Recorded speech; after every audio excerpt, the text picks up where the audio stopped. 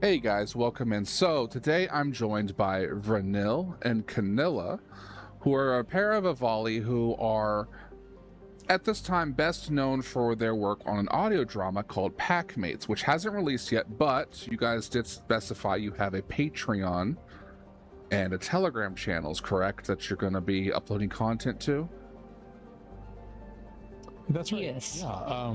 Do you want to talk about the Patreon first? Well, the Patreon is primarily there just for people who prefer that platform. The Telegram channel will, at this point, gain all the same content. So, as far as our purposes go for this, they're fairly equivalent, but the Patreon actually started before Packmates and was originally for the Avali line, and that's a story we could dive into a bit later. Okay. So for those curious, Packmates is obviously an audio drama. You said you're going to have some visuals, maybe some animations, artwork, different things of that nature as time goes on. But Yeah, that's right. what would be the best synopsis? Like, what's a good description of what the story is going to be about? And I think Camilla should tell it from his point of view. He is the protagonist. I'm not the protagonist. This is definitely, this is a 2-for-1 deal. Packmates, I would say the main themes of it are connection and relationships. There's a lot of allegory for people who are neurodivergent, who have different ways of seeing the world. Vranil, their character, comes from Avalon, was raised by the Illuminate, grew up as an Avali and knows the Avali ways. And Canela used to be a human. So it's about these two different worlds and the dynamic between them in a very unusual situation. So connection is probably the biggest thing. Just kind of learning to find yourself through seeing how someone else sees the world. I have to imagine being a human and now an Avali probably is quite the culture shock.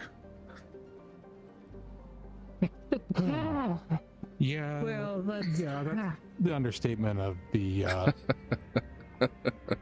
cosmological epoch. Yeah, that's about the size of it. He's had a few very, very long days. How long have you both been working on this project so far?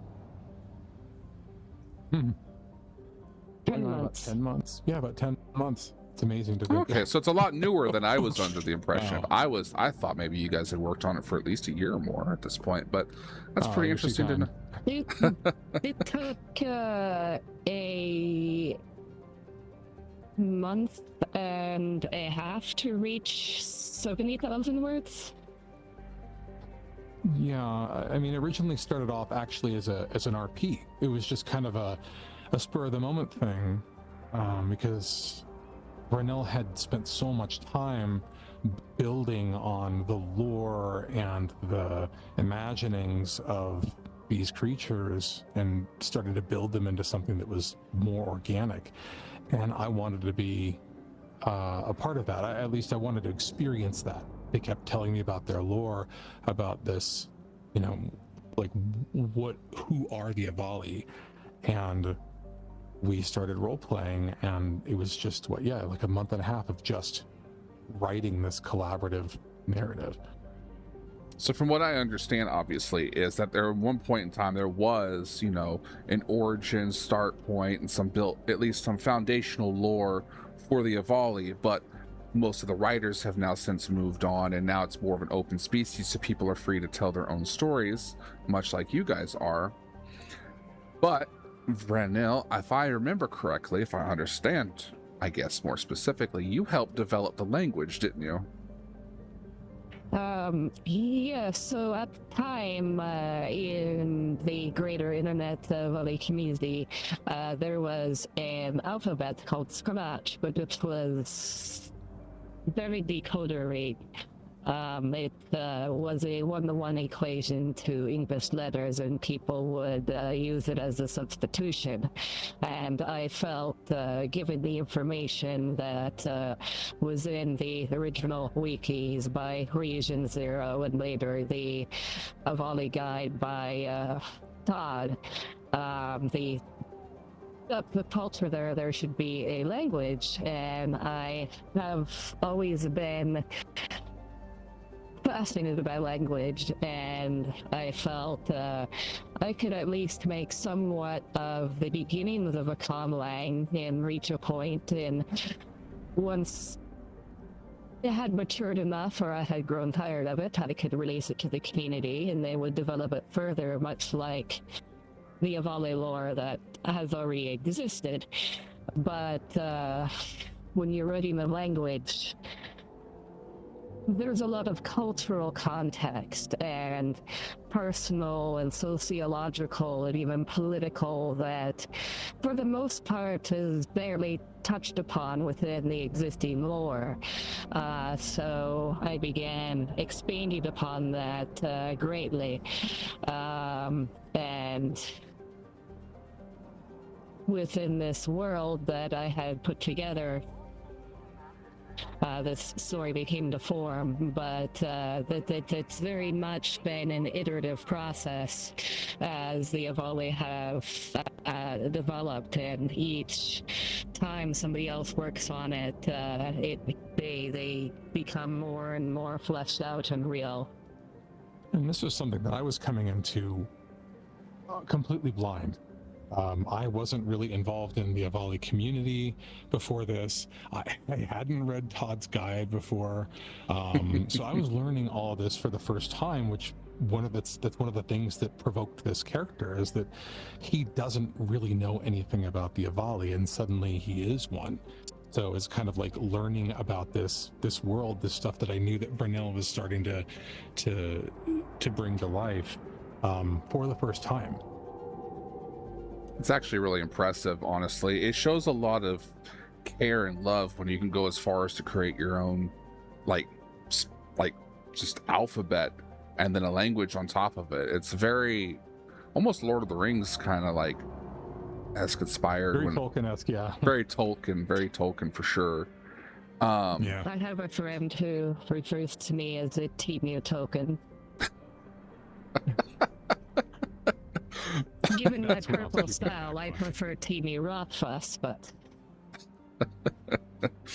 it reminds me a lot. There's another person I've talked to recently who created a species called the Lumex/Luminex, but they also are like very deeply like involved in their own story and lore, and they're always searching for new ways to like add additional things or expand upon things. They like to explain everything down to the very pebbles on the ground.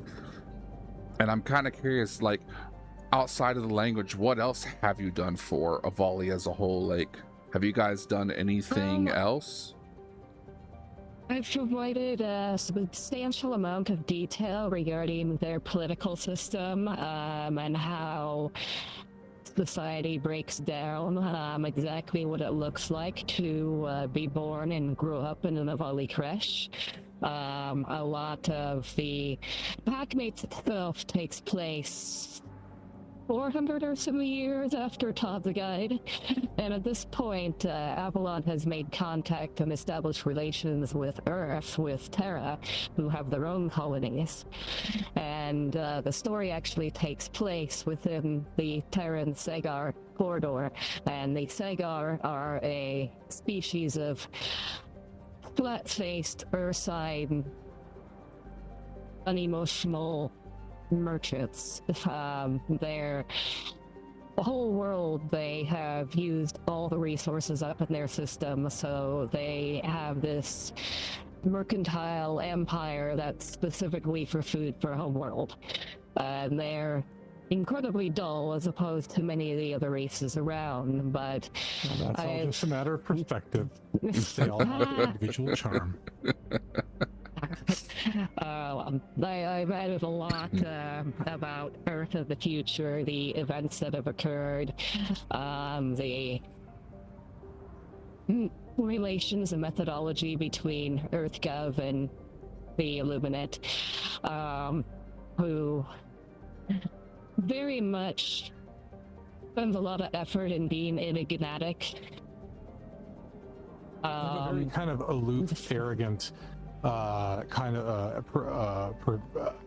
perception by humans and Terrans is that they're very high-handed, like, oh, we know best, we're far more enlightened, our technology is better. One thing that's kind of explained more is the fact that, as anyone who's kind of had casual contact with Avali knows, they're very militaristic. You always see them with the fire lance, the armor, and so that's also part of the interplay there between the humans and the Avali. It's, they're at peace, but ... So trying to provide like a greater context. Have you ever bought into any of those fun little tidbits that the fandom likes to create about Avalis having certain natural predators and whatnot? Not necessarily, but we have most certainly bought into the fact that they love chicken. It is the best thing for the record, you should not cook or eat an Avali. If I understand correctly, they're not very edible, because I swear someone somewhere told me that there's like, what is it, ammonia or something? I can't remember. Yes, on the homeworld, the median temperature is negative 50 degrees Celsius, and most of Avali body temperature is negative 30 degrees Celsius, and they use ammonia biological processes rather than using water as a carrier. Canela and I have gone through a nanoscene, which is to say nano machining, slow acclimation, so we have a slightly different biology, an engineered one.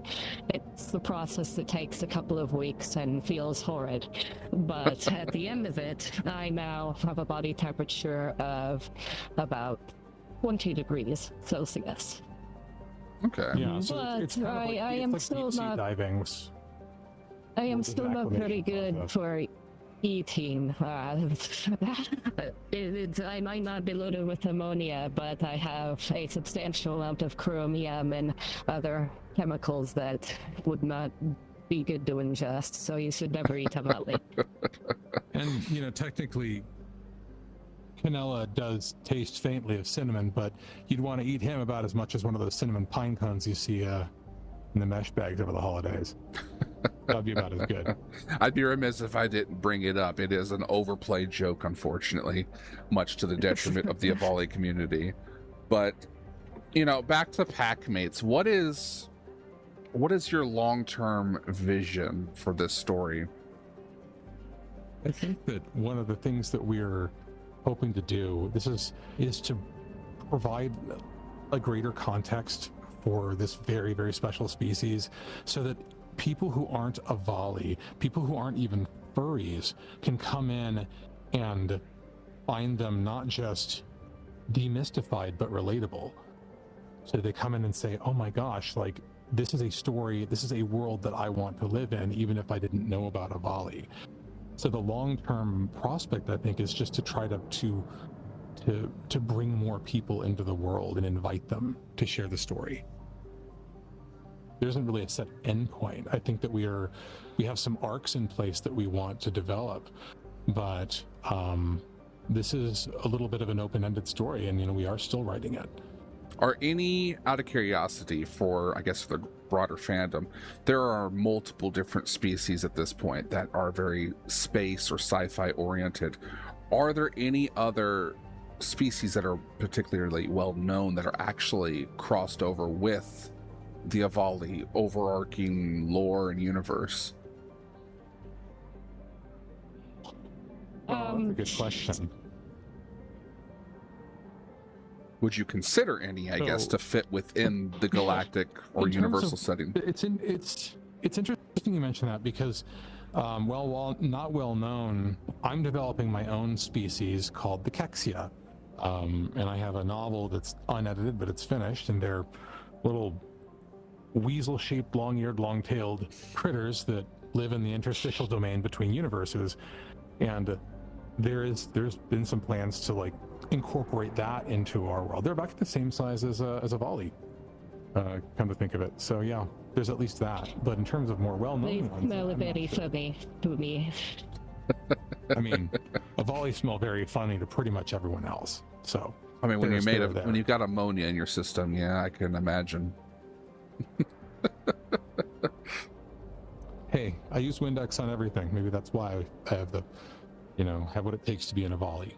So it does. I do like the clarification though that it takes place around 400 or so years after the stuff that you can read up online, because from what I was under the assumption is that human relations and Avali relations were very much you stay over there, we'll be over here, but we kind of don't really like you, and I'm assuming that's kind of changed, obviously. There's a lot of Star Trek Enterprise Earth versus the Vulcans interplay here, because Avalon does not share specific technologies. They are very closed mouth. In fact, the Avali technology you may find would not operate for somebody who is not Avali. They would need our gene code and the mesh link with our brains for it to operate. So you would pick up a fire lance and it would be an inert device for you. Unless it was authorized by Avali within range, but still, it's Earth science is frustrating. We provide a lot of relief to the colonies and to Earth. We provide, there are colonies whose entire food supply comes from Avalon Relief, which we provide clearly free of charge. Yeah, they exercise a lot of soft power, and they cultivate a lot of goodwill, but they're very, very careful not to give humans anything that would give them a tactical or long-term technological advantage, and that's why the power structure that B finds them so irritating, and most of the general public find them, benevolent and even cute. So there is that interplay there. On that note, I'm going to have it. Yeah. On that note, I'm going to have a headcanon thing now that since furries are a very human concept, that somewhere out there in the galaxy, there's an Avali that's being chased around by a human. It's just like, let me hug you. No, that's true. That actually does happen in the It does happen. It is very uncomfortable. There are interspecies relations of all sorts in this world. We also have that there are anthro furries, that they're uplifts, in a more classic sci-fi sense. So when we say Terrans, it could mean a human or a lupin or a rodent. It could be any like mammal that originated from Earth, but usually it's the humans. They still have most of the power. And when we're talking about the difference between the technology and you stay on your side, you'll stay on mine, that's one of the core things about Packmates, is that they're both very much misfits, but through them they kind of expose this inevitable collision of values, interests, and fate between humanity and Avalon.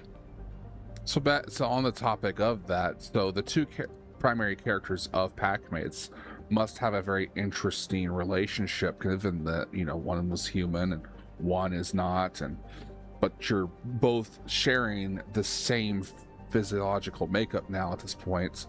So it's like you would have to go through a lot of adjustments, whereas communication, everything would be some important things to keep in mind. For one, when I found this one discarded like trash, how you say rubbish, and rescued him and then gave him my love forever, I was not in a good condition myself.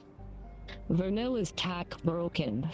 On Avalon, an event happened and members of my pack died, and due to events and personality and things that have occurred that I won't get into very much right now, Vranil went in exile, and they've been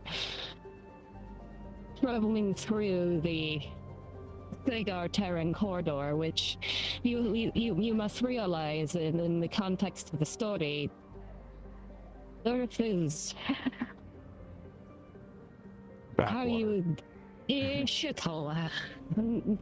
Nobody goes here. Thanks. Yeah, I get it. It is fine. You can find the most wonderful people inside of terrible shitholes.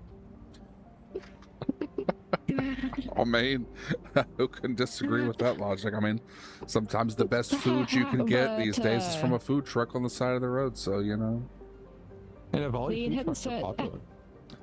Food trucks. The headset that I wear is linked with the ship's computer, Zeldan, who is an AI, and it medicates me and continuously keeps communication with me because Avali are so designed to be packed that often those who are pack Bokrim like Vranil are reduced to a catatonic state or a state of severe depression.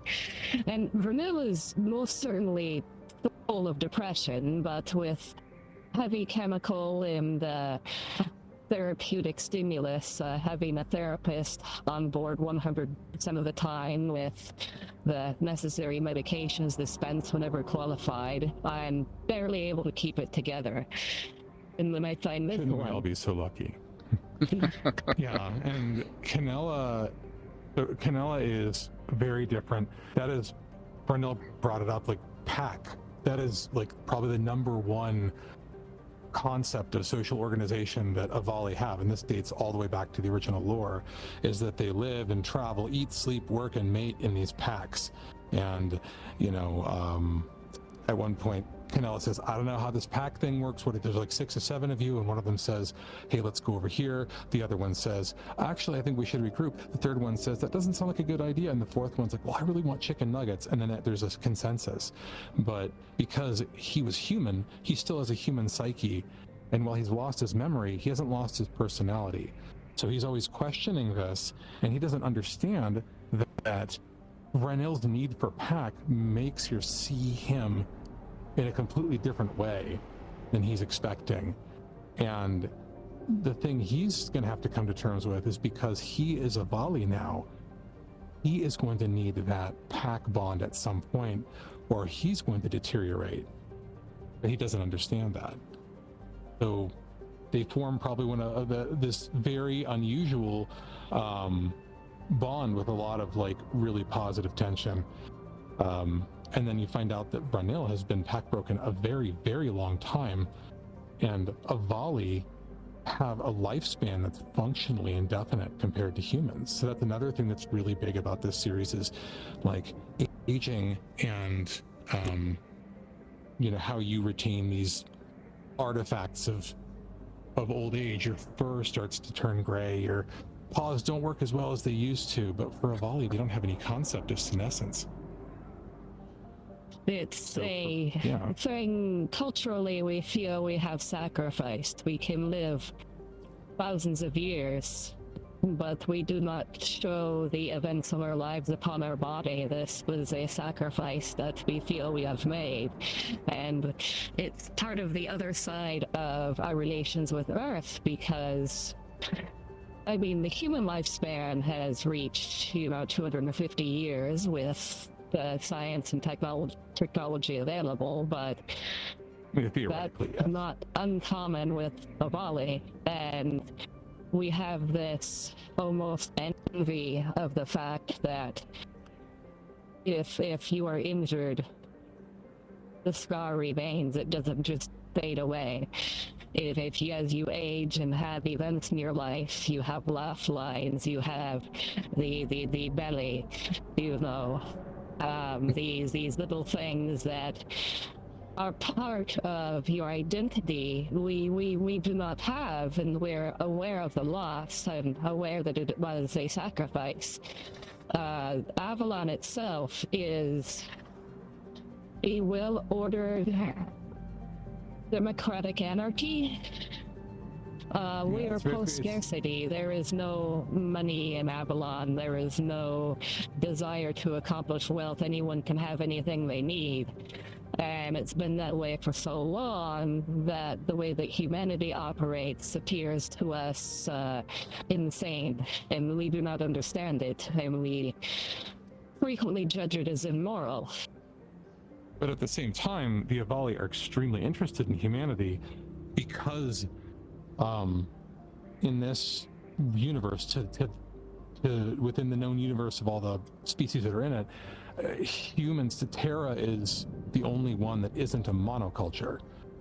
We have thousands and thousands and thousands of languages and cultures and cuisines and religions and value types, and that's not something you find on Avalon or Segar, or Sabraxa or Benot. It's basically these species, kind of like in Star Trek, are monocultures, but the Avali are so interested in humans. They love human media. They love human food. They both look down their noses at humans, or rather up at humans, and but also admire their creativity. Yes, we have as much admiration as anything else for humanity, and he is correct. Like in Star Trek, you see a Vulcan, you see a Genobulum, until some of the more recent episodes, a Klingon is a Klingon, and if you see a Bajoran, then they're going to be all about the prophets.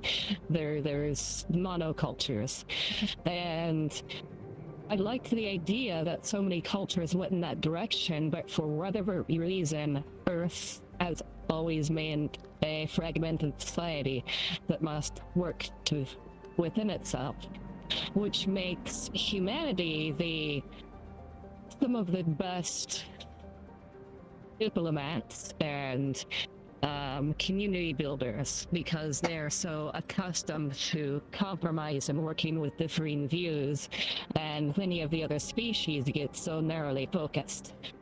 One of the ways that I've always looked at it within science fiction, especially within the universes like Star Trek or Mass Effect especially, is humanity's biggest strength with its diversity is also the thing that made it one of the last species to finally make it through the space age, because monocultures tend to be able to unify more likely so they can advance faster, they can get to the stars faster.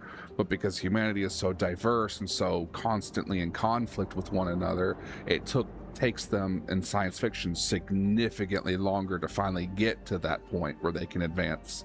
I would admit I went in the other direction.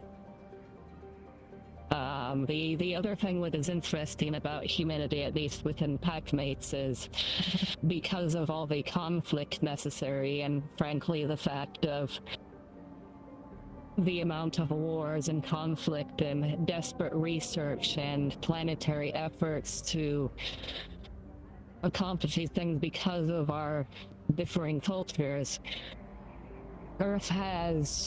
they've not gotten nearly as far as the Avali. We are still much more technologically advanced, but what took us a millennium took them 300 years. And Canela is kind of a symbol of that, honestly. Without revealing too much, the technology, the way that Canela became an Avali,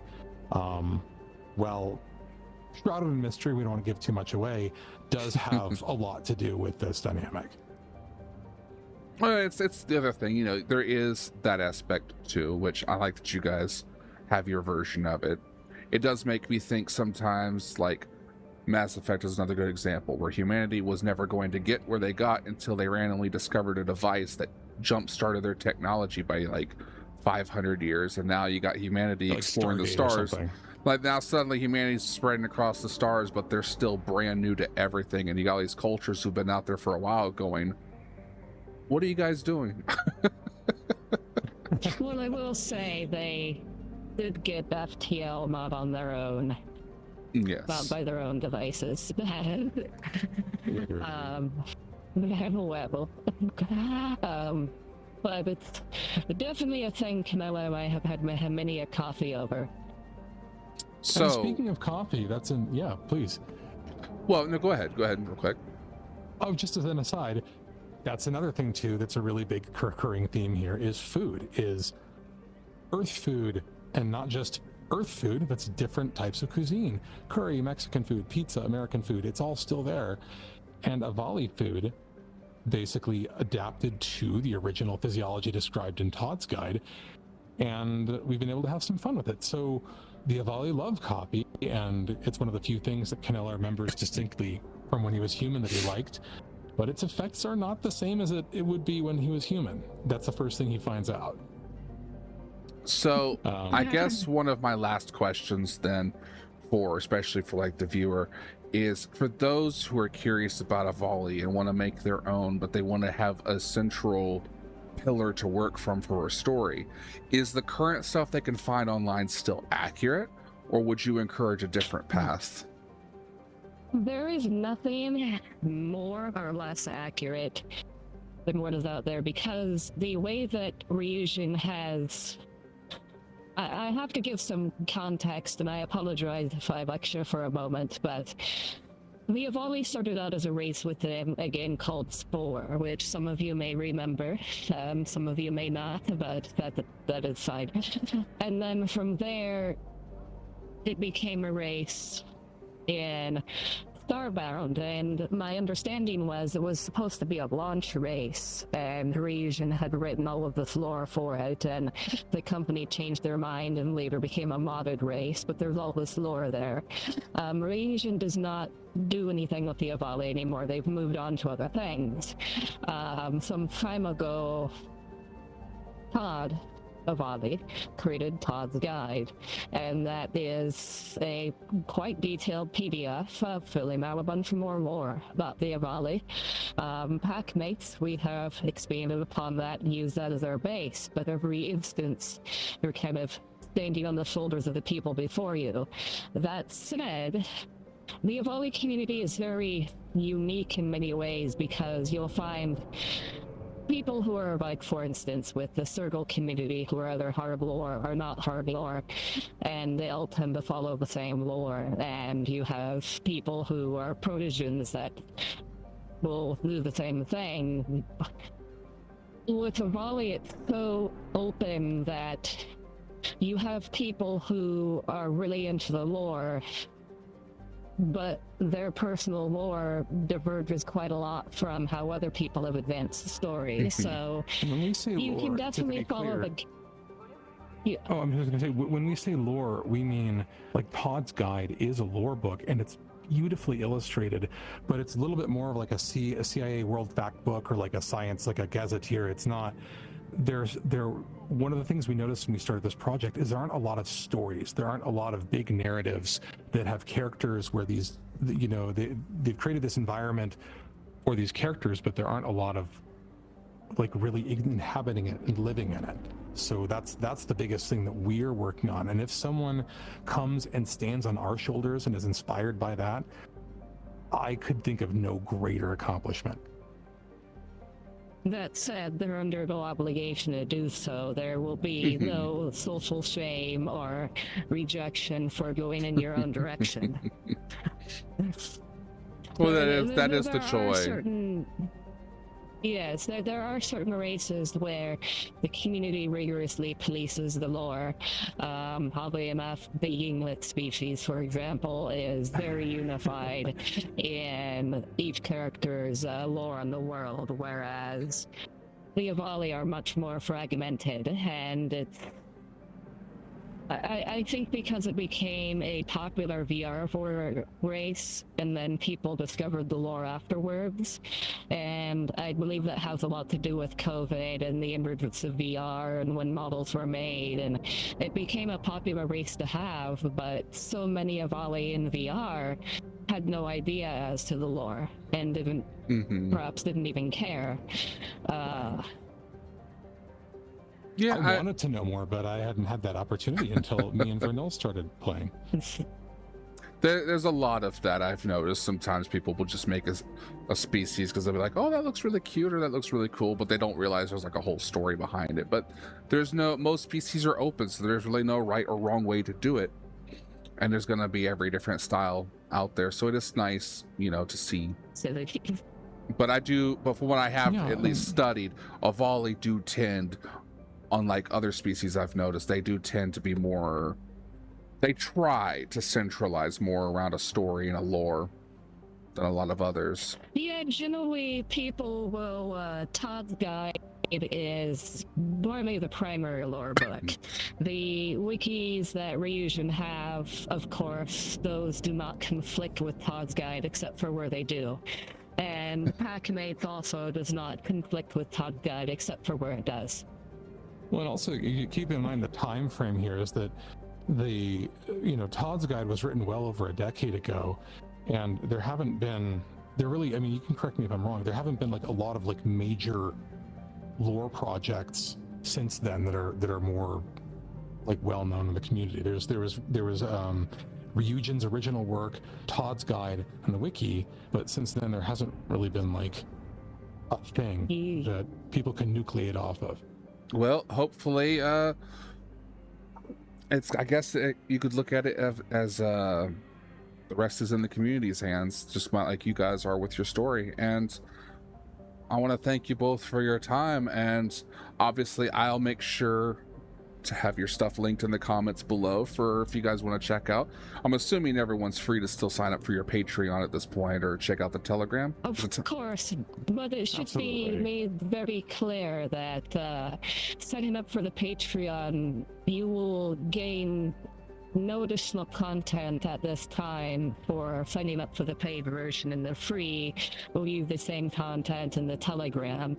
In the future, supporters may get things like machinima releases sooner, but anything on the free tier we will eventually be able to see on the free tier. So there's no reason specifically to donate money unless you specifically wish to help fund the production. It unlocks nothing for you other than the feeling deep into your heart that you have made these small feathery creatures with big feelings live a bit longer in this universe. Well, We really appreciate it from anyone who, whether you donate or not, just the fact that you've shown an interest, join our Telegram channel, Packmates Official. It's just every new person who takes an interest, it just motivates us that much more to work on this project. Well, I absolutely wish both of you the best on this project. I know it's been a lot for both of you these past 10 months, and I do look forward to seeing how it goes in the long run. But Well, thanks for having us on your show. Thank you. Oh, Appreciate it. absolutely. Oh, absolutely. But yes, guys, you guys make sure you keep an eye out for more of their work as it comes around, and consider giving the Avali species a chance if you guys want. But anyway, that's enough from us. Yeah, Stay try kind. being an Avali. What? I mean, Oh, yeah. I said try being an Avali. Worked for me. May the force be with you. I'll see y'all around. Take care.